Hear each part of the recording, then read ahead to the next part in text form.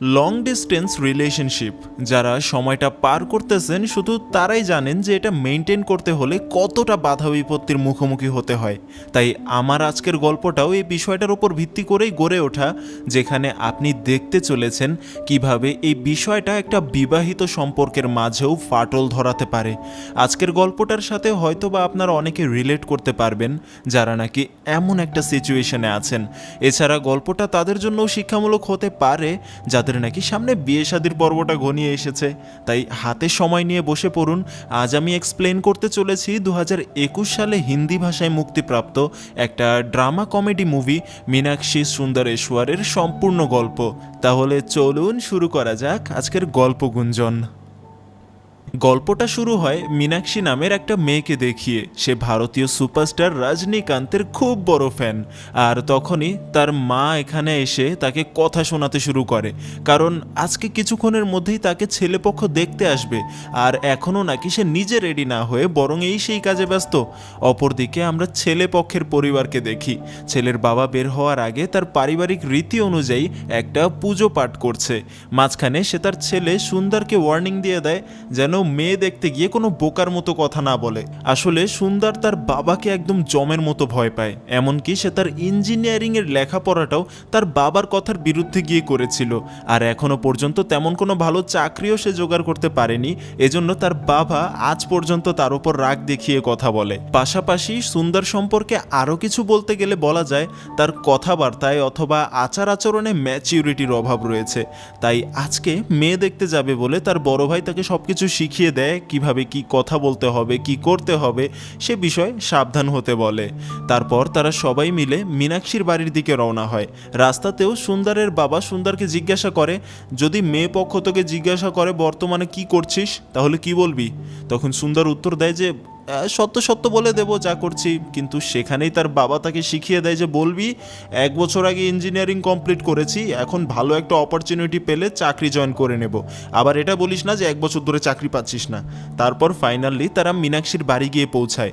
ওখানে প্রথম সবাই চুপচাপ ছিল, কিন্তু প্রথম কথাটা শুরু করে সুন্দরের ভাই। তারপর টুকটাক সেই বিষয় নিয়ে কথাবার্তা চলতে থাকে। এক ফাঁকে মীনাক্ষী ঘরের ভেতর থেকে একটু বাইরের দিকে উকি মারে, আর সেটা তখনই সুন্দরের চোখে পড়ে যায়, যার কারণে মীনাক্ষী এবার সোজা সবার সামনে চলে আসে। সবার সামনে সে খুব সুন্দরভাবে এসে দাঁড়ায়। তাকে দেখে সুন্দরের পরিবার খুশি হয়। আর এভাবেই কথা চলতে চলতে একসময় দুই পরিবারের সম্মতিতে দুজনকে নিজেদের মধ্যে কিছুটা কথাবার্তা বলতে একটা রুমে পাঠিয়ে দেওয়া হয়। তারা দুজন আসলে বিষয়টাতে রাজি কিনা এটাও তো জানা প্রয়োজন। এরপর দুজনকে আমরা দেখতে পাই শুধুমাত্র একে অপরের দিকে তারা একবার করে তাকায় আর কি বলবে সেটা ভাবতে থাকে। একদিকে সুন্দর তো একদম নার্ভাস, আর তার এমন নার্ভাসনেস দেখে এবার মীনাক্ষী নিজে থেকেই তার সাথে কথা বলতে শুরু করে। আসলে সে একটা ডায়েরিতে পয়েন্ট আকারে লিখে রেখেছিল যে তাকে দেখতে আসা ছেলেকে সে কি কি জিজ্ঞাসা করবে। সেখানে এর মাধ্যমেই তাদের দুজনের কথাবার্তা শুরু হয়। আর তার প্রত্যেকটা প্রশ্নের উত্তর দিতে গিয়ে সুন্দর আরও বেশি নার্ভাস হতে শুরু করে, কারণ এখানে কিছু কিছু বিষয় তাকে বানিয়ে বলতে হচ্ছে। যেমন তার ফ্যামিলি বিজনেসে তার বেশিরভাগ সময় কাটে, এটা সম্পূর্ণই একটা মিথ্যা কথা। আবার সে যে চাকরি পাচ্ছে না এটাও তার কাছে লুকানোর চেষ্টা করে সে, কিন্তু একসময় মীনাক্ষীর কাছে সে ঠিকই ধরা পড়ে যায়। এজন্য তাকে এবার সে সব কিছু সত্য বলতে শুরু করে যে 1 বছর ধরে সে চাকরি খুঁজছে, একটা চাকরিও পাচ্ছে না, এমনকি ফ্যামিলি বিজনেসের প্রতিও তার তেমন একটা ইন্টারেস্ট নেই। কিন্তু তার এই কথা শুনে মীনাক্ষী কিছুটা অবাক হলেও সুন্দরকে সে স্বাভাবিক হতে বলে, এগুলো কোনো ব্যাপার না। আর অপরদিকে আমরা তাদের দুই পরিবারের কথাবার্তা দেখতে পাই। দুই পরিবার একে অপরের সাথে বেশ সুন্দর কথাবার্তায় ব্যস্ত। বলা যায় বিয়েটা তারা পাকা করেই ফেলবে, এখন শুধু তাদের দুজনের পালা। ঠিক তখনই যখন সুন্দরের বাবা তার ছেলে সুন্দরের নামটা বলে ওঠে, তখন মীনাক্ষীর পরিবারে তো অবাক হয়, কারণ আজকে যে পাত্রপক্ষ দেখতে আসার কথা ছিল সে ছেলের নাম তো অশোক। ঠিক তখনই সুন্দরের বড় ভাইয়ের মোবাইলে একটা কল চলে আসে। হ্যাঁ, পাত্রীপক্ষ তাকে কল করেছে। তারা নাকি অনেকক্ষণ ধরে তাদের জন্য অপেক্ষা করছে, কিন্তু তাদের কোনো খোঁজ খবর নেই। অর্থাৎ বোঝা গেল এখানে সুন্দরের পরিবার ভুল করে মীনাক্ষীর বাড়িতে ঢুকেছে। মূলত মীনাক্ষীকে দেখতে আসার কথা ছিল অন্য একটা ছেলের, তার বদলে এখানে এসে পড়েছে সুন্দরের পরিবার। আর এই সকল ঘাবলা লাগিয়েছে তাদের ম্যারেজ ব্যুরো। কিন্তু ওদিকে তো দুজনের কেমিস্ট্রি প্রায় জমতে ধরেছে, দুজনে একে অপরকে পছন্দ করে ফেলেছে। আর তখনই সুন্দরের ছোট ভাতিজা তাকে ডাকতে চলে আসে।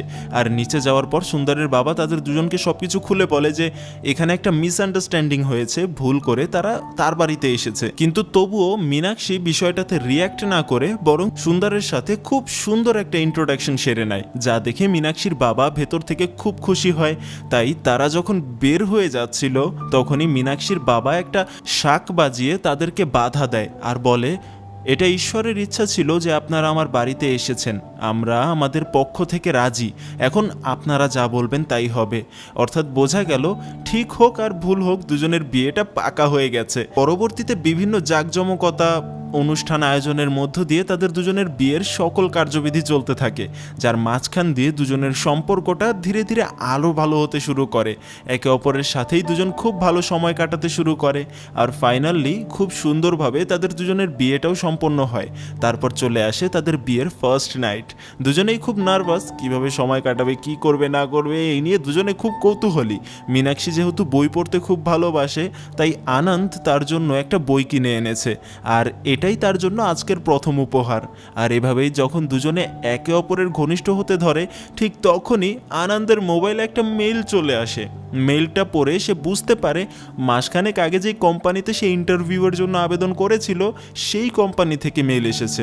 আগামীকাল সকাল 10টায় তাকে ব্যাঙ্গালোরের সেই কোম্পানিতে ইন্টারভিউয়ের জন্য ডাকা হয়েছে। আর দীর্ঘ একটা বছর পর তার হাতে খুব ভালো একটা অপরচুনিটি, যেটা সে হাতছাড়া করতে চায় না, তাই সে ইন্টারভিউয়ের প্রিপারেশন নিতে ধরে। মীনাক্ষীকে সে বিষয়টা খুব ভালো মতো বোঝায়, যেখানে মীনাক্ষী তাকে একটা কথাই বলে, তোমার কাছে যেটা গুরুত্বপূর্ণ মনে হয় সেটাই করো। সেখানে আনন্দ তার প্রিপারেশন নেওয়াটাকেই গুরুত্বপূর্ণ হিসেবে বেছে নেয়। ভাইরে ভাই, এ যে কেমন মানুষ আমি বুঝতে পারছি না, তোর একটা ইন্টারভিউ গোল্লায় যাক, তুই নতুন বিয়ে করেছিস এটা তোর মাথায় রাখা দরকার। এজন্যই বোধহয় মুচির কাছে হীরা দিতে নেই। যাকে মীনাক্ষী এভাবে অপেক্ষা করতে করতে একসময় ঘুমিয়ে পড়ে।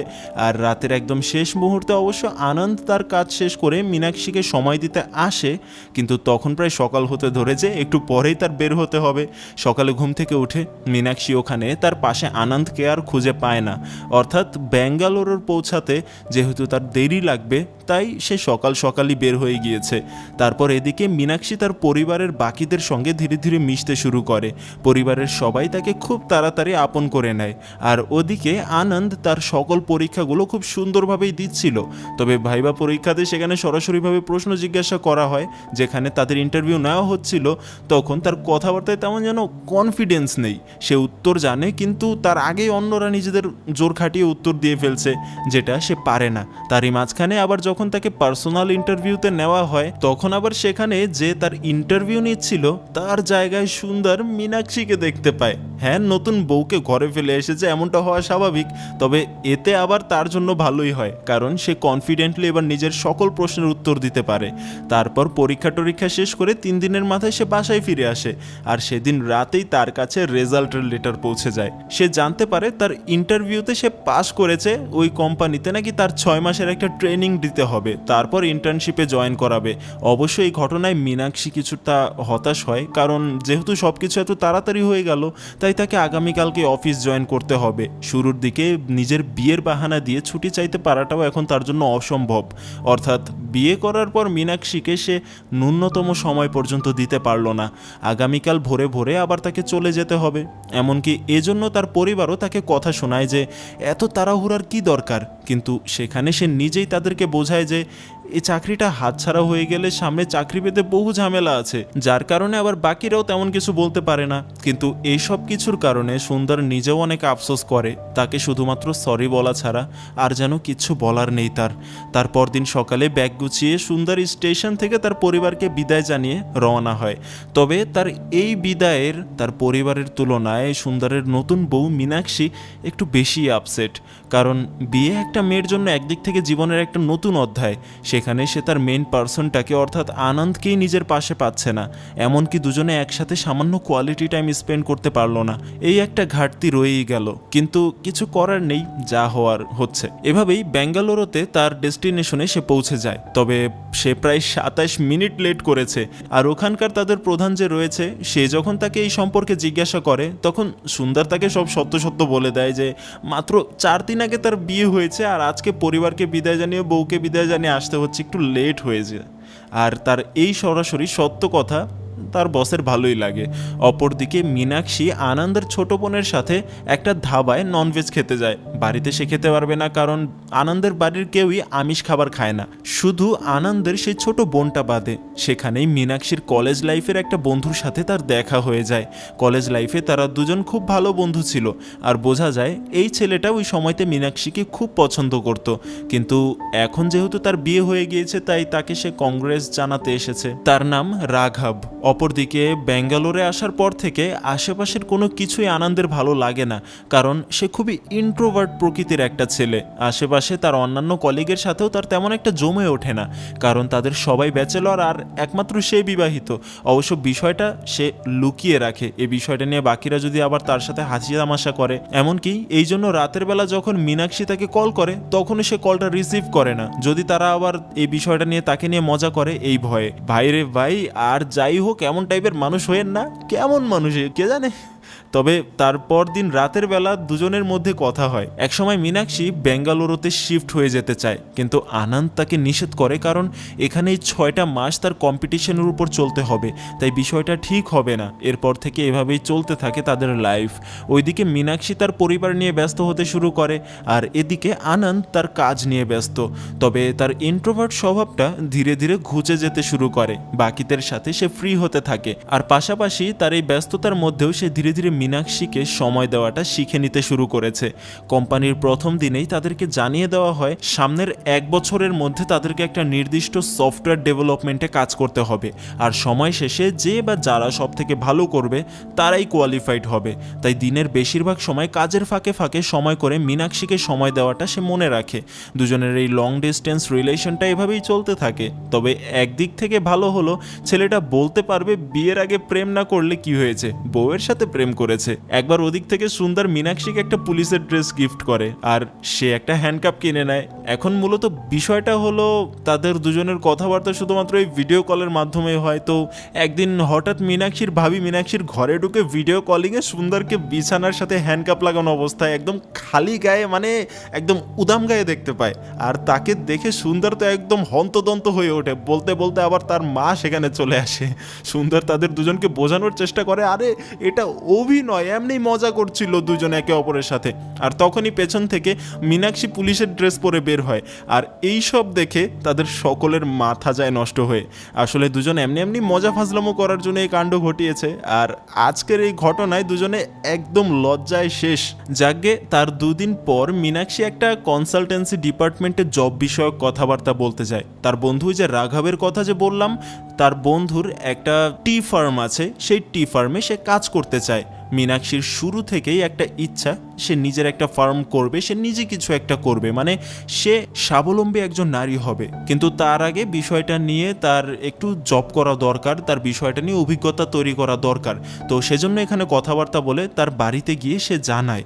সেখানে আনন্দের বাবাও বিষয়টাতে তাকে বাহবা জানায়, কিন্তু আপাতত তাকে বিষয়টা একটু পিছিয়ে দিতে বলে, কারণ সবেমাত্র তাদের বিয়ে হয়েছে, আর এখনই ঘরের বউ বাইরে গিয়ে কাজ করবে, এ বিষয়টা তাদের তেমন একটা পছন্দ হচ্ছে না।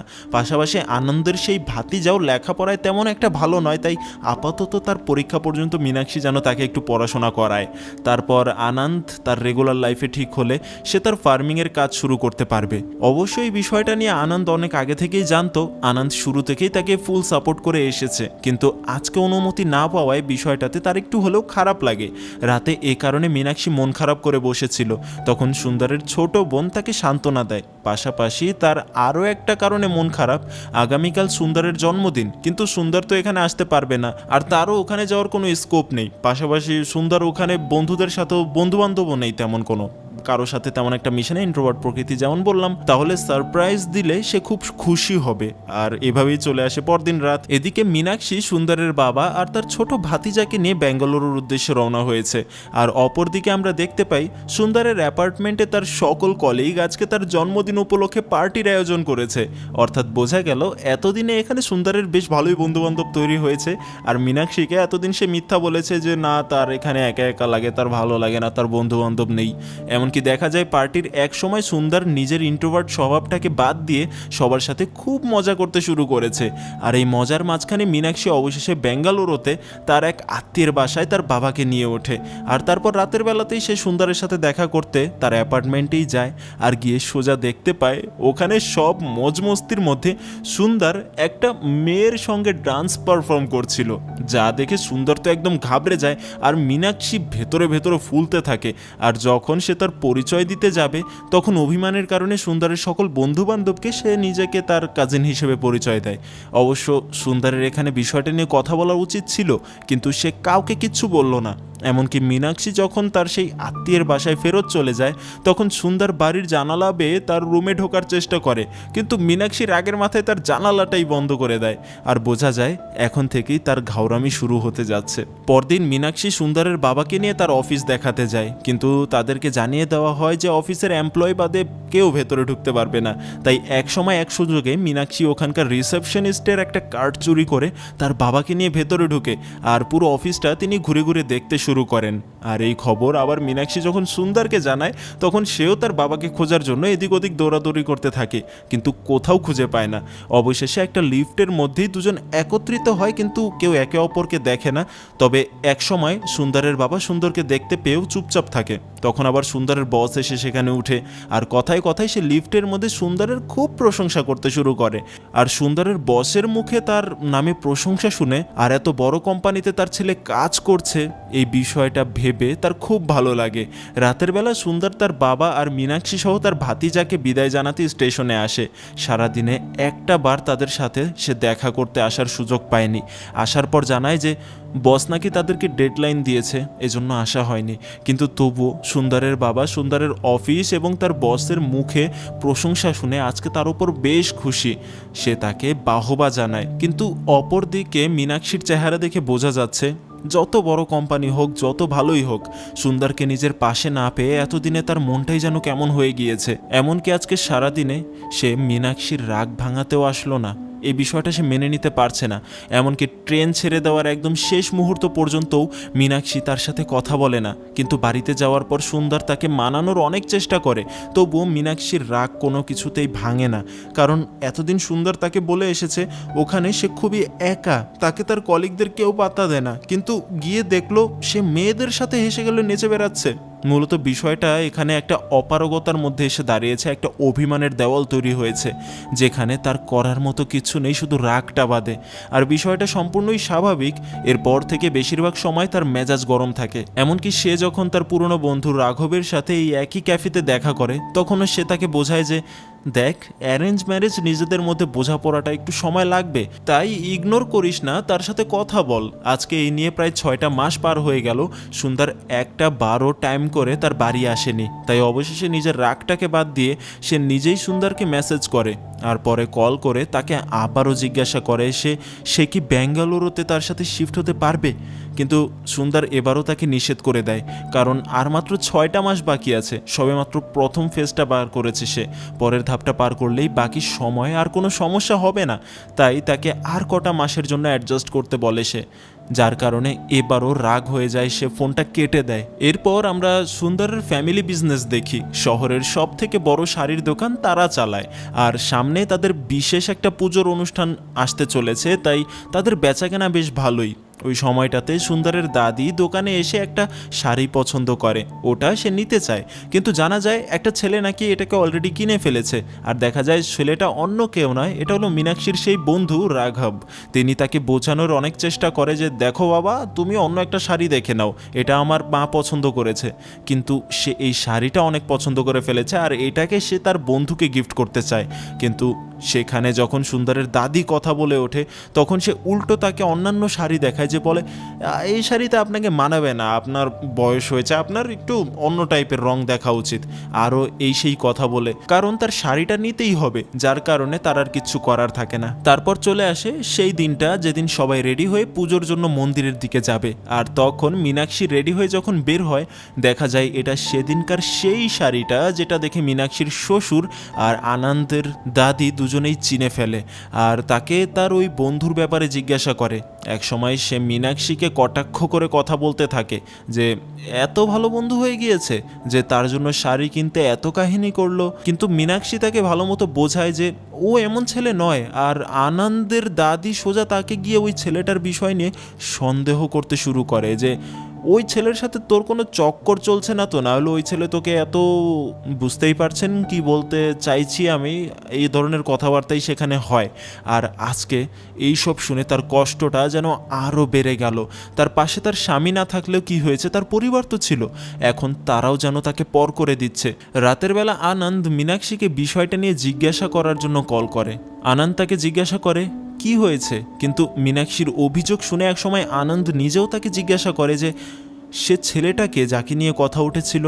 আর এখানে আনন্দের কথার মধ্যেও কিছুটা সন্দেহ প্রকাশ পাচ্ছে। তাই এবার যেন মীনাক্ষী আর সহ্য করতে পারে না। সব মিলিয়ে বারবার আনন্দের একই কথায় একসময় মীনাক্ষী কলটা কেটে দেয়। আর সেই রাতেই একটা বাসে করে তার বাড়ির দিকে রওনা দেয়। আর তার কিছুদিনের মাথায় সে তার ওই বন্ধু রাঘবের টি ফার্মে অ্যাজ এ ম্যানেজার পোস্টে কাজ শুরু করে। সেখানে রাঘব তার সাথে খুব সুন্দর ব্যবহার করে, তাকে যথেষ্ট সময় দেয়, তাকে এদিক ওদিক ঘুরিয়ে দেখায়, ফার্মের কোথায় কি হচ্ছে সব কিছু তাকে বোঝানোর চেষ্টা করে। আর আজকে কাউকে কিছু না বলে সে এখানে চলে এসেছে। এরপর থেকে এদিকে তার দিনকাল খুব ভালোই যেতে থাকে। এই ফার্মটা তাদের বাড়ি থেকে বেশি দূরে নয়, তাই দিনের বেলা সে কাজে আসে আর কাজ শেষ করে আবারও তার বাপের বাড়ি ফিরে যায়। তেমনই এভাবে কাজ করতে করতে রাঘব আবারও সেই কলেজ লাইফের মতো মীনাক্ষীকে শুধু বন্ধুর চোখে নয় বরং প্রেমিকার চোখে দেখতে শুরু করে।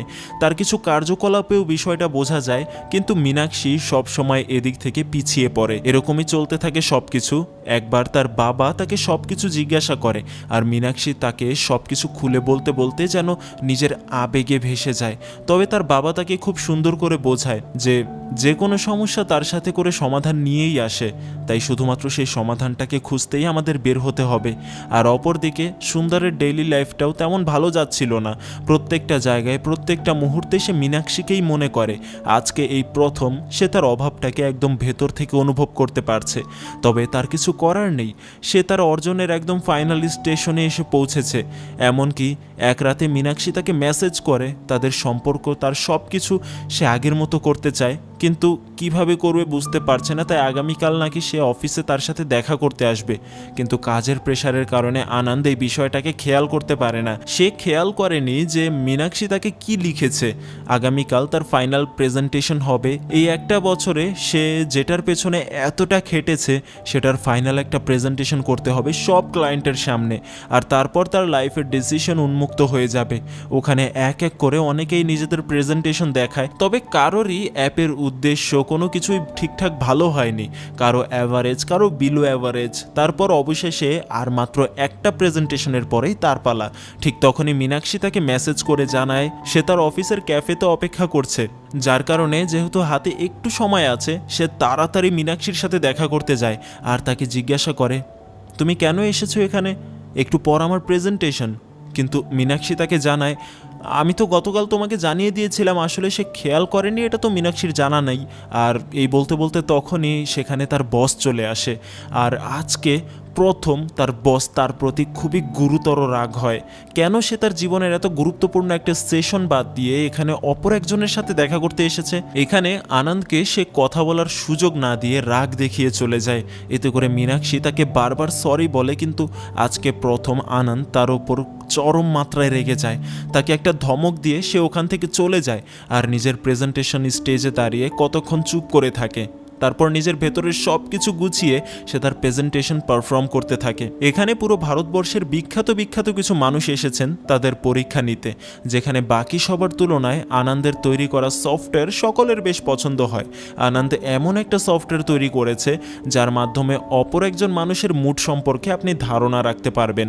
তার সম্পর্কে ইনফরমেশন অ্যাড করলে কিভাবে তার সাথে কথা বলতে হবে, কিভাবে তাকে যে কোনো বিষয়ে রাজি করাতে হবে, অথবা কিভাবে তাকে নতুন কোনো প্রস্তাব দিতে হবে, সব কিছু এই সফটওয়্যারের এআই আপনাকে সাজেস্ট করবে। আর বিষয়টা খুবই ব্যতিক্রমধর্মী একটা জিনিস, এমন কোনো বিষয় সম্পর্কে আজ পর্যন্ত কেউ কল্পনা করেনি। তাই তার প্রেজেন্টেশনটা সবার খুব ভালো লাগে। তবে প্রেজেন্টেশন শেষ করার পর এক মুহূর্তে দাঁড়িয়ে সে আরও কিছু কথাবার্তা বলতে শুরু করে। এই কথাগুলো যেন তার প্ল্যানিংয়ের বাইরে ছিল। সে বলতে শুরু করে আমি এখন পর্যন্ত সবার কাছে লুকিয়ে এসেছি যে আমি সিঙ্গেল নই। আমি বিবাহিত। এখানে আসার প্রথম দিনই বলে ফেলেছিলাম কথাটা, কিন্তু তারপর থেকে ধামাচাপা দিয়ে রেখেছি। সে তার বন্ধুদের উদ্দেশ্য করে বলে, যে মেয়েটাকে আমি নিজের কাজিন হিসেবে পরিচয় দিয়েছি সে আমার কাজিন নয়, আমার ওয়াইফ। আর তার জন্যই তৈরি করেছিলাম আমি এই সফটওয়্যার। লং ডিস্টেন্স রিলেশনশিপ খুব কঠিন একটা বিষয়, তাও আবার যদি সেটা হয় সদ্য বিবাহিত স্ত্রীর সাথে, তাহলে ওটা মেনটেন করা আরও কঠিন হয়ে পড়ে। আমি সবসময় চেষ্টা করেছি তাকে বোঝানোর, তাকে জানার, তবে মূল্যায়ন করতে পারিনি। মূলত আমার ওয়াইফ হলো আমার সেই ইন্সপিরেশন যার জন্য আমি এই সফটওয়্যার ডেভেলপ করেছি, আর এটা করতে গিয়েই হয়তো বা আমি তাকে হারাতে চলেছি। তাই আমার যা করার আমি করে ফেলেছি। মনে হয় এভাবে চলতে থাকলে আমি আমাকেও হারাবো, আমার সব কিছুকেই হারাবো। এই কথাগুলো বলার সময় সে একদম শুরু থেকে এই পর্যন্ত মীনাক্ষীর প্রত্যেকটা ঘটনা মনে করতে শুরু করে। কত আশা ছিল তার, তাকে সে কতটা কষ্ট দিয়েছে এখন পর্যন্ত সে বুঝতে পারেনি, কিন্তু আজ বুঝতে পারছে। আর তার এই সমস্ত কথাগুলো যেন ওখানকার সকল ব্যক্তিদের একদম হৃদয়ে গিয়ে লাগে। একদম শেষ কথা সে একটাই বলে দেয় যে না বুঝে নিজের এই লক্ষ্যের পেছনে দৌড়াতে গিয়ে আমি তাকে অনেকটা কষ্ট দিয়েছি, সেই কষ্ট আমি আর তাকে দিতে চাই না। তাই আশা করি আমার সফটওয়্যার আপনাদের বিষয়গুলো বুঝতে কিছুটা হলেও সাহায্য করবে। এই বলে ওখান থেকে সে চলে যায়। সেখান থেকে নিজের বস, নিজের কোম্পানি কারোর সাথে কথাবার্তা না বলেই সে সুজাতার বাড়িতে চলে আসে। আর বাড়িতে এসে যখন জানতে পারে যে মীনাক্ষী এখান থেকে অনেক আগেই তার বাপের বাড়ি চলে গিয়েছে, তখন সে বুঝতে পারে যে কাউকে মিস করাটা কতটা কষ্টের। তাই এভাবে সপ্তাহখানেক পার হয়ে যায়, কিন্তু মীনাক্ষীর কোনো খোঁজ খবর সে পায় না, ফোন করেও তাকে পায় না। তখন সে নিজ থেকেই মীনাক্ষীকে নিতে যায় তার বাড়িতে, কিন্তু জানতে পারে ও নাকি বাইরে কোথায় গিয়েছে। তাই বাইরে যাওয়ার পর যখন আনন্দ জানতে পারে যে আজকে রজনীকান্তের নতুন একটা সিনেমা রিলিজ পেয়েছে, তখন তার বুঝতে বাকি থাকে না যে এই সিনেমা দেখতেই সে গিয়েছে। খুব ভিড়ভাট্টার মধ্যে দিয়ে আনন্দ সেই সিনেমা হলে ঢুকে পড়ে, আর একদম শেষে মীনাক্ষীকে খুবই আনন্দ করতে দেখে। মীনাক্ষীও তাকে দেখতে পায়। এরপর দুজনের সামনাসামনি হলে মীনাক্ষীর প্রথম কথাটাই হলো, এখানে কেন এসেছো? যেখানে আনন্দ আজকে তার কাছে সমস্ত কিছু খুলে বলে সে তার চাকরি ছেড়ে এসেছে। এখন চাকরি হলে হোক না হলে না হোক আমার দেখার বিষয় না, যেটা গুরুত্বপূর্ণ আমি সেদিকে ফোকাস দিতে চাই, আর সেটা হলো তুমি। সত্যি তোমাকে অনেক কষ্ট দিয়ে ফেলেছি, এরকম কিছু কথাবার্তা বলে। আর তার এই কথাতেই মীনাক্ষী নিজের সকল রাগ ভেঙে দেয়। দুজনের সম্পর্কটা যেন এক মুহূর্তের মধ্যেই আবারও ঠিক হয়ে গেল। কিন্তু এর পেছনে আরও কিছু বিষয় আছে।